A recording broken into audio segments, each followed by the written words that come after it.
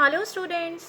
So today we will study lesson 6 I am lucky. So this is a poem. Okay? और इस poem में बहुत अच्छी चीज़ें दी हुई हैं. इवन इस पोएम से आपको सीखने को भी मिलेगा कि हमारे लिए क्या अच्छा है. Okay, so this is a poem.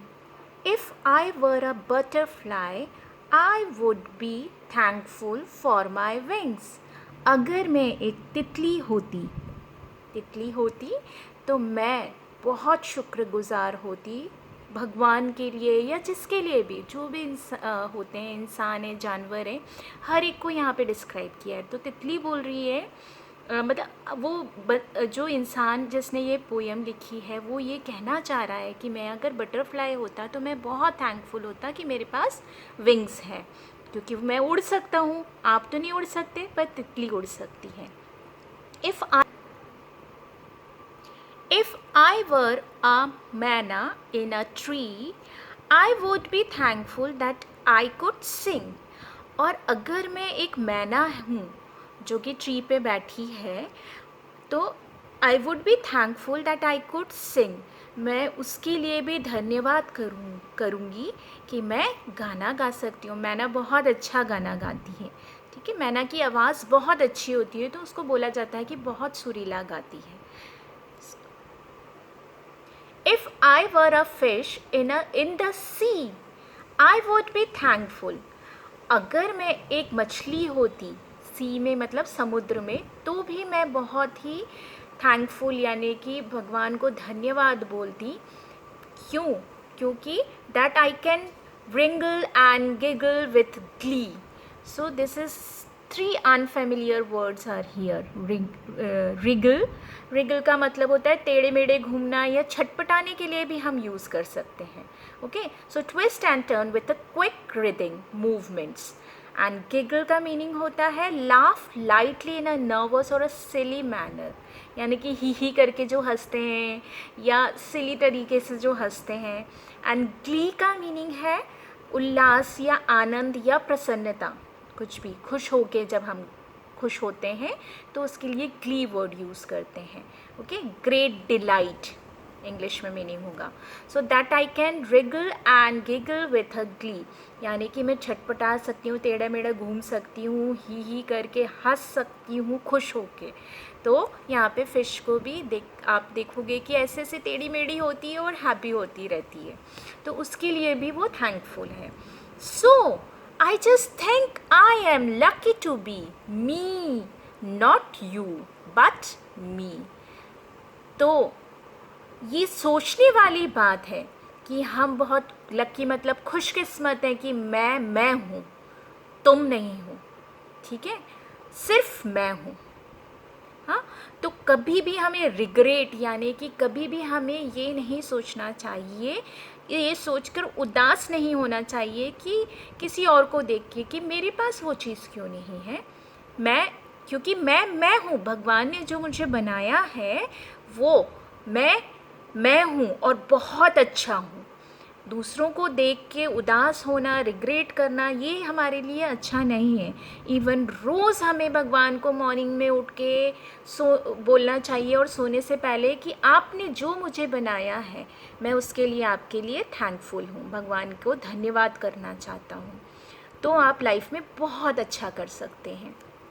If I were an elephant I would be thankful.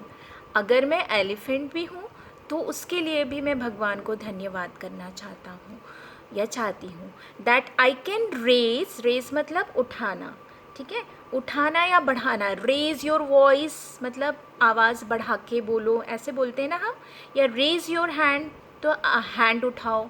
तो दोनों के लिए यूज़ कर सकते हैं raise word. Okay, so lift और move to a higher position और a level is called raise. So that I can raise my trunk मतलब सूंड, कि मैं अपनी ट्रंक को उठा सकता हूँ. If I were a kangaroo I would try to hop.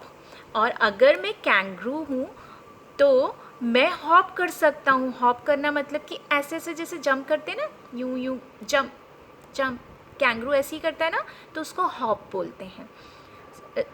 Right up to the moon.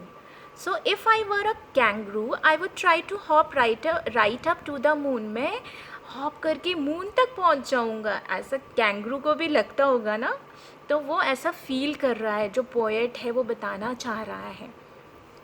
If I were an octopus, I would be thankful for my 8 arms. अगर मैं ऑक्टोपस हूँ, see the picture of octopus. Octopus के 8 arms होते हैं. सो वो thankful होगा इस चीज़ के लिए, धन्यवाद करेगा कि मेरे पास 8 हाथ हैं. हाँ, नॉर्मली किसी के पास होते हैं क्या? नहीं, है ना. बाकी जो एनिमल्स होते हैं उनके भी 4 होते हैं, 4 आगे, 2 आगे 2 पीछे. तो 2 आगे जो लेग्स हैं उसका यूज़ एज अ हैंड करते हैं वो, 2 पीछे जो हैं वो एज अ लेग, पर चारों को वो एज अ लेग भी यूज़ करते हैं. सो I just think I am lucky to be me. तो हमें सोचना चाहिए हमेशा कि जो मैं हूँ वो बहुत लकी है, क्योंकि भगवान ने हर एक को अलग अलग बनाया है, हर एक में अलग अलग क्वालिटी होती है. तो खुश रहना चाहिए हमेशा और भगवान को हमें धन्यवाद कहना चाहिए. Not you but me. मैं तुम नहीं हूँ, पर मैं हूँ. What do you think you want to be? तुम अब पोएट ये पूछ रहा है कि तुम क्या सोचते हो कि तुम्हें क्या होना चाहिए. Do you want to be like me or just you? Just you. वो पूछ रहा है कि इतने सारे उसने एग्जाम्पल्स दिए हैं हर एक एनिमल का, बर्ड का. तो क्या तुम मेरे जैसा बनना चाहते हो या तुम जो हो उसमें खुश हो. ठीक है. So the moral of this poem, moral क्या है इस पोएम का, कि हमें हमेशा जो हम हैं खुश रहना चाहिए जैसे भी हैं, और अपने आप को हमेशा इम्प्रूव करते रहना चाहिए, कुछ ना कुछ नया सीखना चाहिए, और कभी रिग्रेट नहीं करना चाहिए कि हम सामने वाले के जैसे नहीं हैं. और थैंकफुल रहना चाहिए हमेशा हमारे पेरेंट्स के लिए, हमारी टीचर्स के लिए, भगवान जी के लिए, सबके लिए. Read this poem, learn this poem thoroughly, and learn the unfamiliar words also. Thank you.